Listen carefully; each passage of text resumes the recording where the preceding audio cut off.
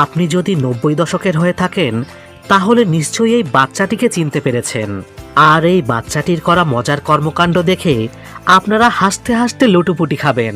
তাহলে চলুন শুরু করা যাক এস.এম. মুভিজ স্টোরির আজকের নিবেদন। গল্পটি আমেরিকার শিকাগো শহরে থাকা একটি স্বনামধন্য ধনী পরিবারের। আর এই পরিবারেই রয়েছে পরিবারের সবার আদরের এই ছোট্ট বাচ্চাটা। তাকে তার বাবা মা আদর করে নাম দিয়েছে বিঙ্ক।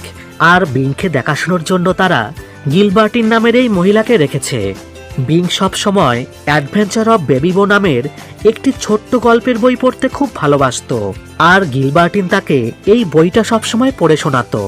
বইয়ের গল্পগুলো প্রতিদিন শুনতে শুনতে তার প্রায় 100 বারের ওপরে ওই গল্পগুলো শোনা হয়ে গিয়েছে। বিঙ্কের মা ল্যারিনের একটা শখ ছিল, সে সবসময় চাইতো তার ছেলের ছবি নিউজ পেপারে খুব বড় করে ছাপাবে। এজন্য সে শহরের সবথেকে বড় ফটোগ্রাফারকে ফোন করে ভাড়া করে।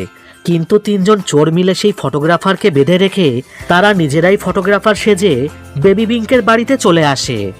এরপর চোরদের দলের প্রধান মিসেস ল্যারিনকে দেখে বলে, আমি মিস্টার চার্লি, আর আমি এই শহরের সবথেকে ফেমাস ফটোগ্রাফার। বাহ, আপনার বাচ্চাটা তো খুবই কিউট।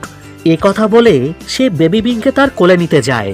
আর বেবি বিঙ্ক তখন তার জায়গা মতন একটা লাথি মারে।